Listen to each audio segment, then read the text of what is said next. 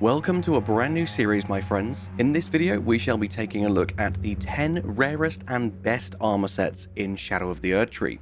Whether it's for efficiency, rarity, or just because of how damn cool it looks, these are the top armor sets in the Elden Ring DLC that you should go ahead and grab as soon as you can, because they are all awesome in one way or another. If you enjoyed this video and would like me to give weapons the same treatment, please let me know in the comments. And also, if you have been enjoying my Shadow of the Erdtree content, please make sure to like the video and subscribe to the channel if you haven't already. And with that, let's jump straight into the Shadow Militiaman set. This is hands down my favourite armor set in the DLC, and also unfortunately one of the most tedious to farm, because as you know from my most recent secrets video, not all enemies in the DLC were born the same, and therefore this won't drop from all militiamen in the DLC, only specific ones. I have found that the best, most reliable farm is the first few areas of the specimen storehouse at the first floor site of Grace. You can do a quick loop where you can kill around 8 of them, or you can just keep farming the 2 nearest to the site of Grace, because don't forget, if you teleport back to a site of Grace and you have used an item to increase your item discovery, such as the new silver horn tender, this will remove this buff and you will need to use another one. So by just farming the 2 right at the site of Grace, you have a super quick run back and you can get maximum efficiency from using that item. Now, this set really isn't particularly good. I'm not going to lie, it has crazy high immunity. So it is actually fantastic against poison and rot. But apart from that, it's a light set and it won't offer you much defense in the DLC. However, it's probably my favorite new set in the game. The helm especially, I absolutely love. I think this set looks completely awesome. And with decently high discovery by using things such as the silver scarab, and boosting your arcane along with the item I talked about earlier, it shouldn't take you too long to farm this armor set, because there are plenty of new Shadow Militiaman type enemies around for you to kill. And then you two can also look like a creepy jester, as my wife put it the other day. Now for one that's a bit easier to farm and also significantly better defensively, we are talking about the Black Knight set. Again, as with the Shadow Militiaman set, this set doesn't have any special bonuses. There are no hidden mechanics, it is just a bog standard set. However, it does offer some pretty good damage negation for its weight. It's a really decent mid-range set. And as for its resistances, the robustness you get from this set is actually crazy high, meaning you are quite resistant to both bleed and frost. There is an absolute ton of Black Knights around. There's a few really good farms. I really like the one just north of the first site of Grace in Skadu Altus. There are 5 Black Knights here, 2 wandering around on horses, 2 twin blades sat down over to the right in the grass, and another one right by the entrance to the camp in between 2 Mesmer soldiers. But there are some other really good farms as well, such as the one that spawns right next to the Castle Ensis site of Grace. You can just keep farming him and running back to the Grace if you want to do that. As many of you will have seen, I absolutely adore the Black Knight cosplay in this game. The Great Hammer and Great Shield combo is absolutely devastating and can easily carry you through the game. So if you want to combine it with this set as well, so you can roleplay as one of Mesmer's Black Knights and feel like a total badass whilst you are crushing the DLC, then this is the perfect set for you.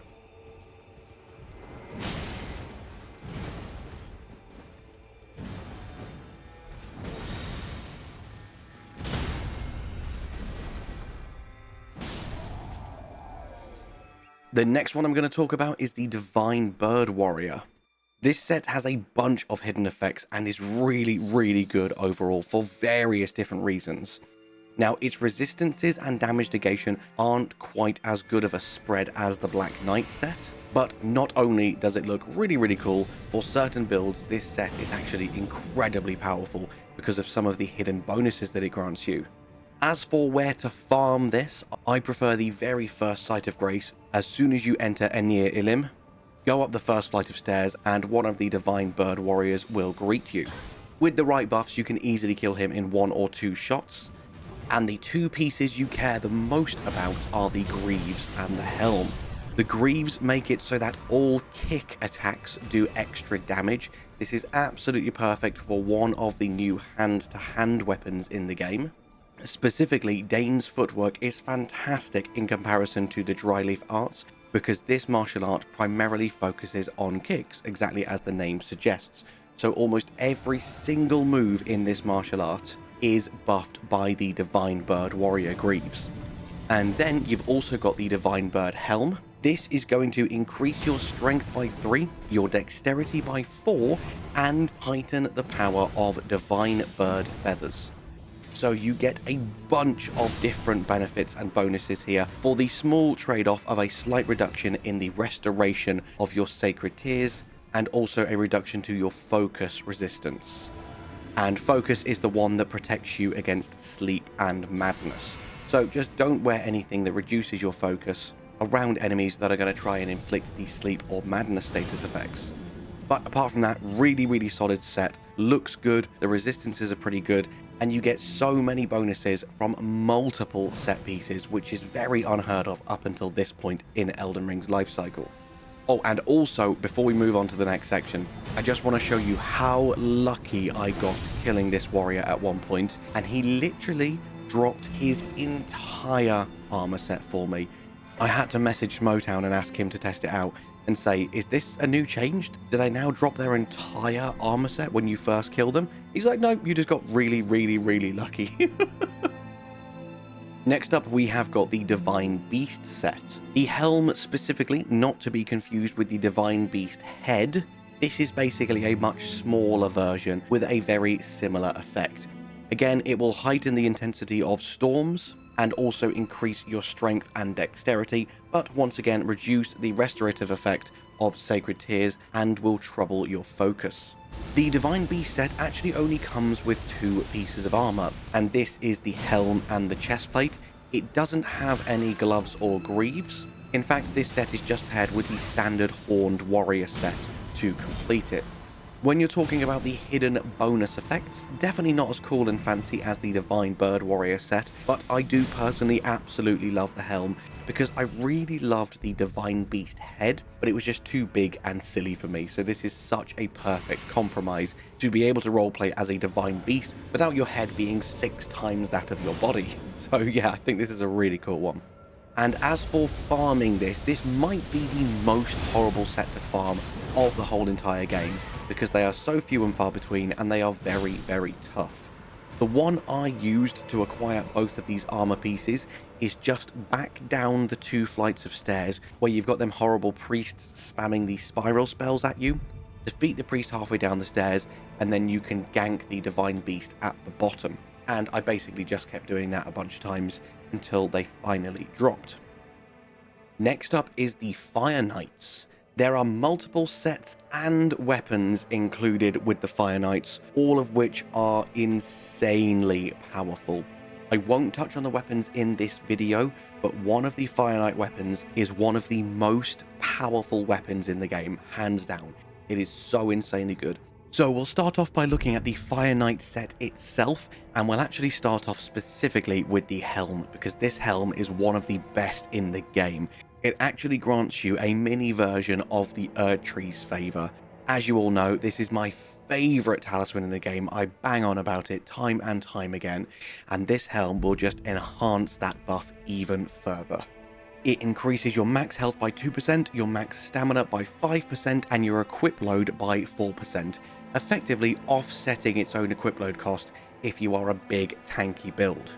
The rest of the set, the armor, the gauntlets, and the greaves aren't really anything to call home about. One of my favorite designs in the game. I think they look awesome. And in terms of efficiency, the damage negation is pretty decent, but the resistances are quite lackluster, and comparing the Fire Knight's helm with Messmer's set is actually much more efficient, because his set is going to increase the damage of fire skills and Messmer spells, whilst then getting the mini Erdtree's favor of the Fire Knight helm. However, we have 3 other helm options as well from the elite commanders of the Fire Knights. We'll start off with Salza. This is a giant helm with an excessive amount of cloth wrapped around it, giving the impression of a greatly swollen head. and it also gives you +2 to your intelligence. Not the best stats or effect wise, but it's very unique and will give some really cool fashion souls options depending on your other armor pieces. We've also got the Winged Serpent Helm. This drops from the Fire Knight, guarding the entrance to Messmer himself. And this, along with Messmer's armor set, will increase your Fire Knight skills by 10%, including Messmer's Assault, which is the Ash of War from Messmer's weapon. Also, another really cool looking one. This might be my favorite of the four, with the fourth and final one being the Death Mask Helm. This one looks absolutely ridiculous, but I am here for it. I absolutely love it. And this one gives a very unique bonus of reducing the FP cost of spirit summons. So very niche, very situational, but if you are someone who does like to summon spirit ashes, however you don't use spells and you don't want to invest too heavily in the mind stat, then you could equip the Death Mask Helm instead, and that means you can bump a few points out of mind and into somewhere else, because the Death Mask Helm will reduce the FP of your spirit summons. Overall, a lot of cool options and a lot of cool effects for the Fire Knight sets. Some of my favorites in the game, hands down. I would just like to remind you all that we do also have a Discord server. I'm super active in there. I've sent over 10,000 messages at this point. I'm responding to people all day, every day. We're always collabing on things in-game. So if you want to have your say and help me mold future videos, jump in, say hi, and let's talk. The Curseblade set is a tough one to tell you where to farm, because the Curseblades themselves are very few and far between, and every single one is just as tough as the last. So what I would say if you did want to farm this set is just find whichever one is closest to a Site of Grace and just keep rinsing and repeating. I did it with the very first one right at the start of the DLC, right at the start of Gravesite Plain. And this set is actually insane as far as its negation and resistance goes. The entire set only weighs 8.5, yet some of its negations go up to nearly 30. Fire, light, magic, holy. It offers insane negation too. It's not great against strike or pierce damage, however it's pretty decent against generic physical and slashing. And the resistances, aside from robustness, are all so high considering how low weight this set is. Honestly, it might be the most efficient lightweight set in the game. Obviously, tedious as all hell to grind because these enemies are a nightmare and they're always really few and far between. But if you are willing to grind for the full aesthetic set along with the Curseblade Mask itself, this is honestly insane for light roll builds. And also, just like pretty much every other set on this list, it does look cool as hell, to be fair. Next up, we have got the Messmer Soldier set.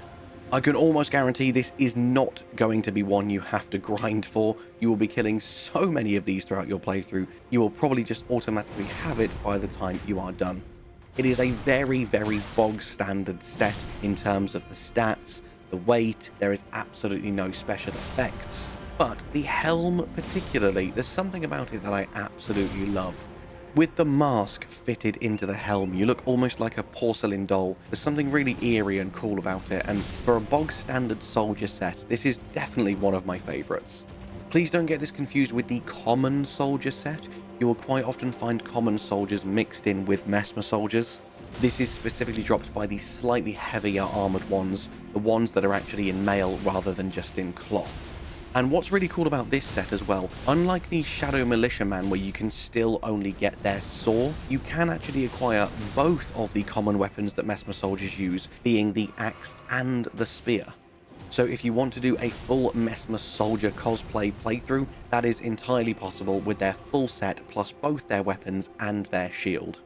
As I say, for how common this enemy is, it's a surprisingly cool set and I do like it. And I thought it just about deserved a spot in this list. Next up, we shall look at the Knight set.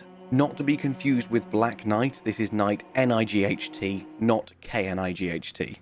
And this isn't one that needs to be farmed.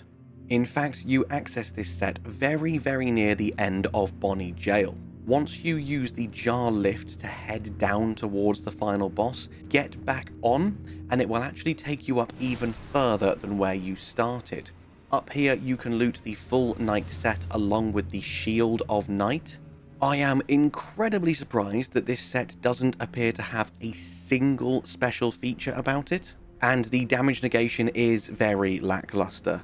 However, the set itself just looks insanely cool, and once you have acquired their weapons as well, being able to completely roleplay as Yolan and Anna is just something that I've always wanted to do since I met these two NPCs in the DLC, because they are both insanely awesome.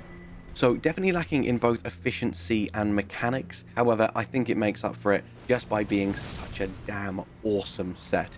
And also probably the most easy to obtain on the list, considering you can just sprint past all the enemies in the jail and go and grab it.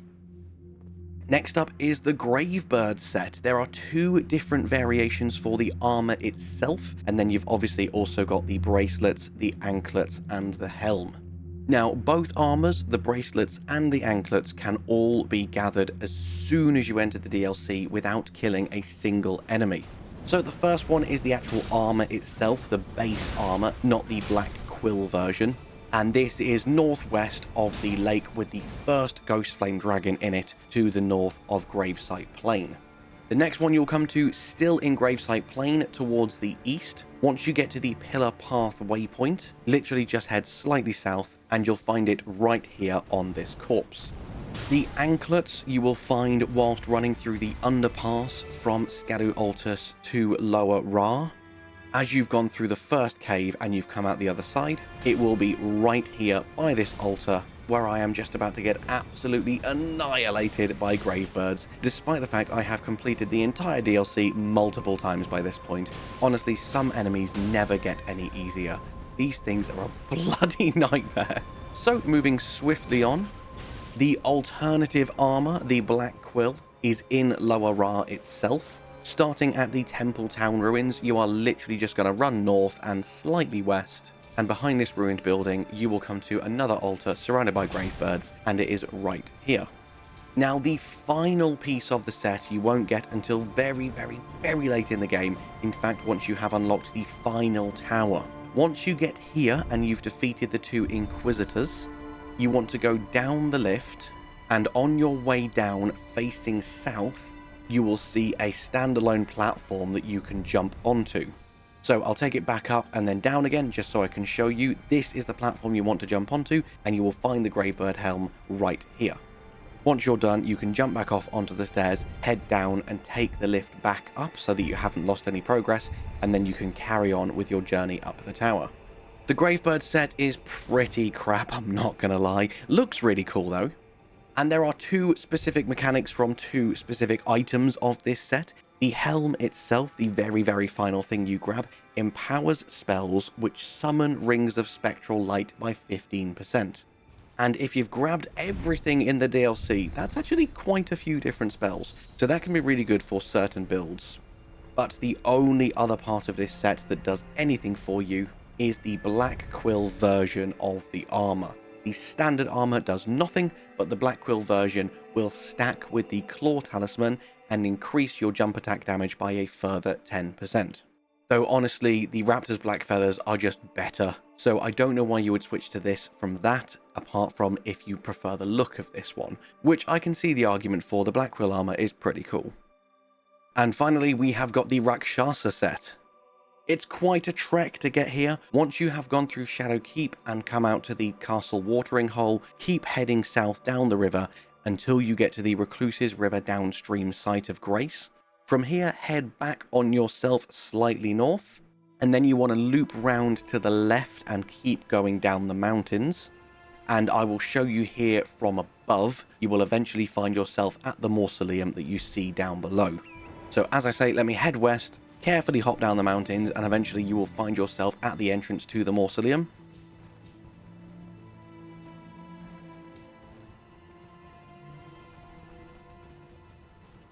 And of the four mausoleums, I consider this one the toughest. Rakshasa can be very powerful. She's got an insane amount of health, and that weapon is really good. So definitely not a fight to be taken lightly. And once you have defeated her, you will get arguably the best armor set in the whole entire game. I have spoken about this set before on multiple occasions. Very high risk, high reward. as it states that it will increase your damage dealt, but also increase your damage taken. However, from testing, either this is bugged or it doesn't do exactly what it says, because your damage is definitely increased by nearly 10% when you equip the whole entire set, but there doesn't appear to be anything increasing your damage received. So it may be a slight translation issue, and rather than you physically taking more damage, what this could mean is that for a set of its weight class, it just offers you less resistances than other sets. For instance, a good comparison is the Knight's Cavalry set, which has the exact same weight, but you will lose roughly 2% damage negation per piece. So just to clarify, it doesn't appear to actually increase the damage you take, it just offers you really poor negation for its weight class, which to be fair, it very much does. The damage negation is terrible for how much it weighs, but the fact that it makes you deal so much more damage, if you are someone who is confident in your skills, this is perhaps the only armor set you will ever need. It is so damn good. And with that, my friends, you now know the top 10 best and rarest armor sets that you should grab in the DLC as soon as you can. So all that's left for me to say is thank you so much for watching. I hope you have an amazing day, and I'll see you in the next one. Bye bye.